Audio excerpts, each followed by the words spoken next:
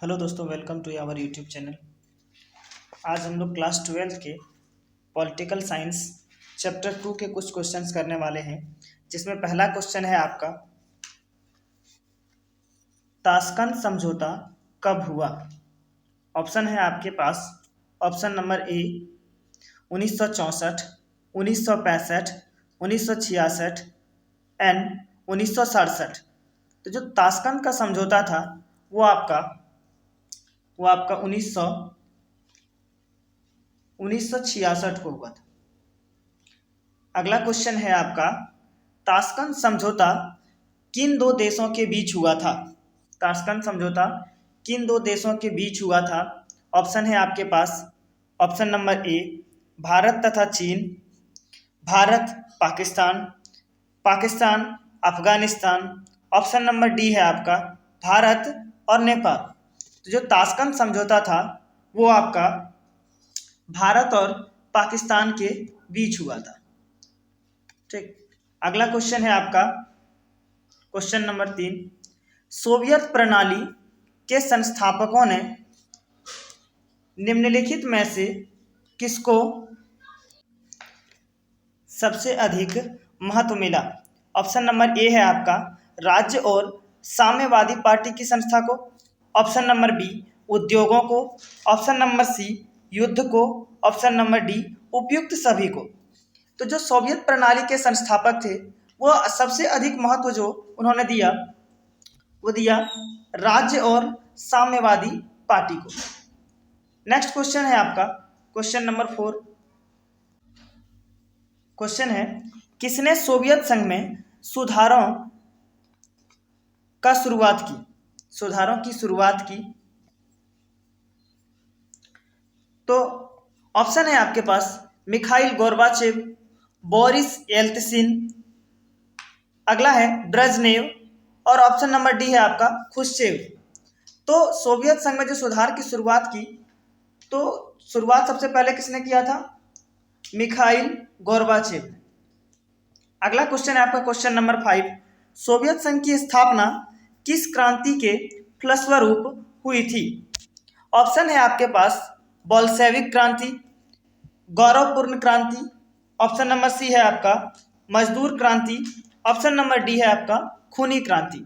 तो जो सोवियत संघ की स्थापना हुई वो आपका बोल्शेविक क्रांति के फलस्वरूप हुआ था। अगला क्वेश्चन है,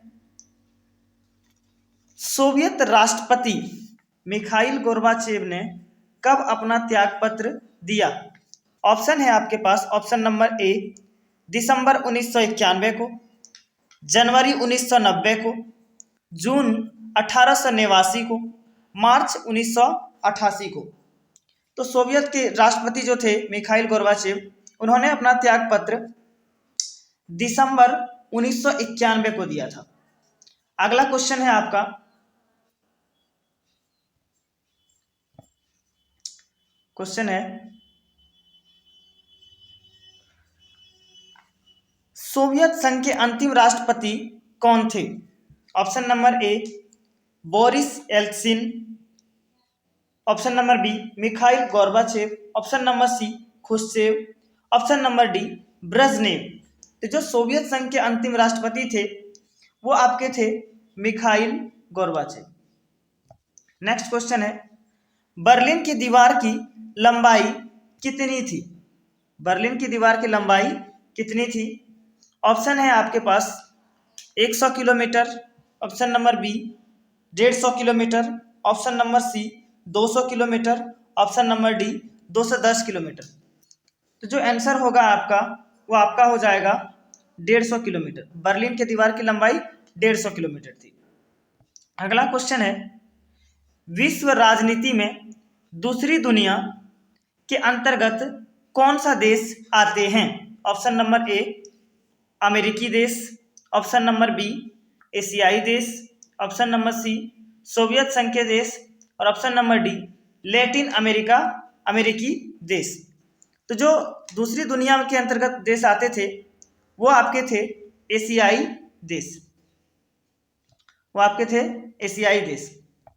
अगला क्वेश्चन है, शॉक थेरेपी क्या है? शॉक थेरेपी क्या है? ऑप्शन है आपके पास आर्थिक व्यवस्था का एक विशेष मॉडल, सोवियत संघ के सदस्य देशों का सैनिक मॉडल, सी है पूर्व सोवियत संघ के सदस्य देशों का आणविक मॉडल, या ऑप्शन नंबर डी है आपका उपयुक्त सभी। तो जो आपका आंसर होगा इसमें से, शॉक थेरेपी एक प्रकार का एक आर्थिक व्यवस्था का मॉडल था, तो आंसर होगा आपका ऑप्शन नंबर ए। नेक्स्ट क्वेश्चन है आपका,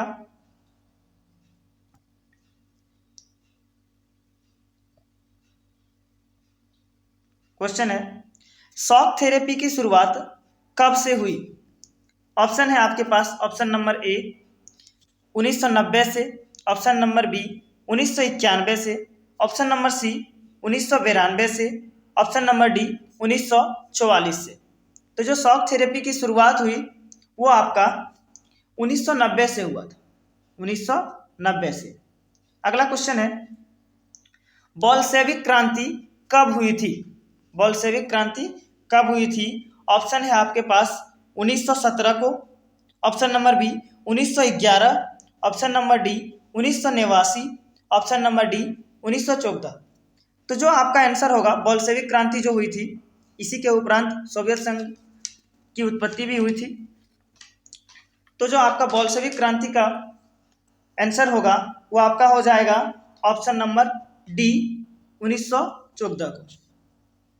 नेक्स्ट क्वेश्चन है आपका,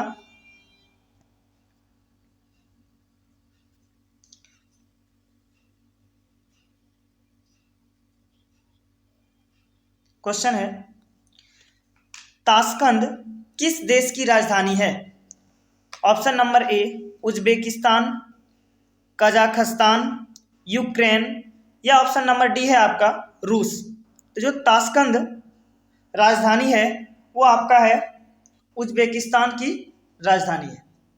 अगला क्वेश्चन है रूस में जार शाही शासन का अंत कब हुआ? ऑप्शन नंबर ए 1917 में, ऑप्शन नंबर बी 1918 में, ऑप्शन नंबर सी 1926 में, और ऑप्शन नंबर डी 1931 में। तो जो जार शाही शासन का अंत हुआ वो आपका 1917 में हुआ था। अगला क्वेश्चन है रूस में जार के शासन की समाप्ति के बाद कौन से दल की सरकार बनी? ऑप्शन है साम्यवादी दल, ऑप्शन है लोकतांत्रिक दल, रूसी समाजवादी लोकतांत्रिक दल, या उपयुक्त में से कोई नहीं। तो जो आंसर होगा आपका रूसी समाजवादी लोकतांत्रिक दल। अगला है राष्ट्रमंडल की स्थापना कब हुई? राष्ट्रमंडल की स्थापना कब हुई?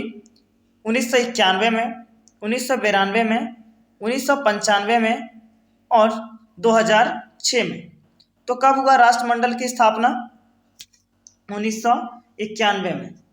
अगला क्वेश्चन है राष्ट्रमंडल की प्रमुख विशेषताएं क्या है? ऑप्शन नंबर ए सभी गणराज्य की स्थिति एक समान, ऑप्शन नंबर बी परमाणु शाखों पर संयुक्त नियंत्रण, ऑप्शन नंबर सी सभी राष्ट्र स्वतंत्र रूप से विदेशों से संबंध रख सकते हैं, या ऑप्शन नंबर डी उपयुक्त सभी। तो इनमें से जो आंसर होगा आपका वो हो जाएगा उपयुक्त सभी। राष्ट्रमंडल की ये सारी विशेषताएं हैं। अगला क्वेश्चन है सोवियत संघ के विघटन का क्या परिणाम हुआ? ऑप्शन नंबर ए दूसरी दुनिया का अंत, ऑप्शन नंबर बी प्रथम दुनिया का अंत, ऑप्शन नंबर सी शीत युद्ध का आरंभ, ऑप्शन नंबर डी संयुक्त राष्ट्र संघ की स्थापना। तो सोवियत संघ के विघटन का जो परिणाम था वो क्या था कि दूसरी दुनिया पूरी तरह से खत्म हो गई। अगला क्वेश्चन है आपका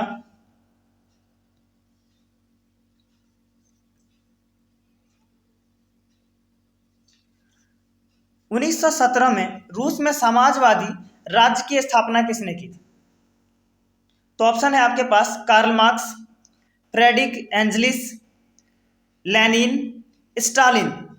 तो समाजवादी राज्य का जो स्थापना किया था रूस में वो आपके थे लेनिन थे। अगला क्वेश्चन है, दूसरी दुनिया के देशों में किस प्रकार के देश आते थे? पूंजीवाद,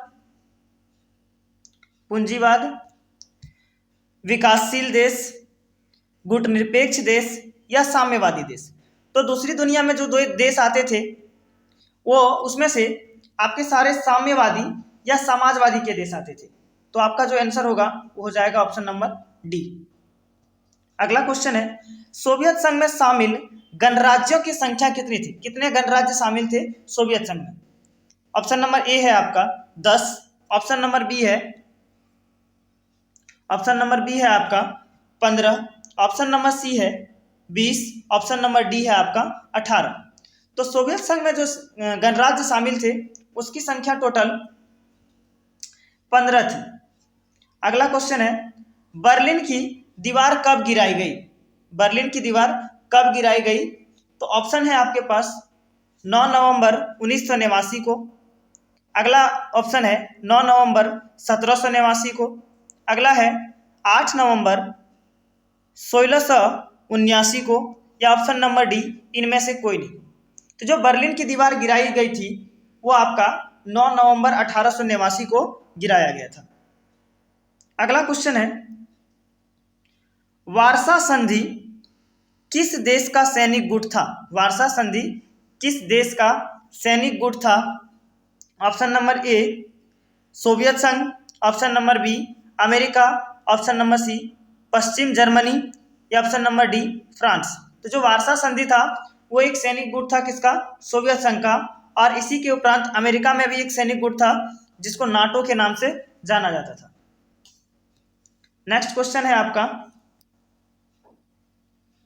ब्रेजनेव किस देश के राष्ट्रपति थे? ब्रेजनेव किस देश के राष्ट्रपति थे?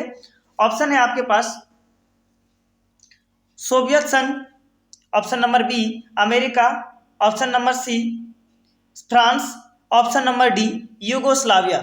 तो जो ब्रेजनेव थे वो आपके राष्ट्रपति थे कहाँ के? सोवियत संघ के। नेक्स्ट क्वेश्चन है आपका, केजीबी क्या थी? केजीबी क्या थी? ऑप्शन नंबर ए साम्यवादी गुप्तचर संगठन, ऑप्शन नंबर बी बाल्टिक गणराज्यों का गुप्तचर संगठन, ऑप्शन नंबर सी सोवियत संघ का सैन्य agency, and option number D है आपका सोवियत संघ का स्थानीय जातियों का संगठन। तो जो केजीबी था वो एक प्रकार का आपका साम्यवादी गुप्तचर का संगठन था। थैंक यू, बस आज के लिए इतना ही।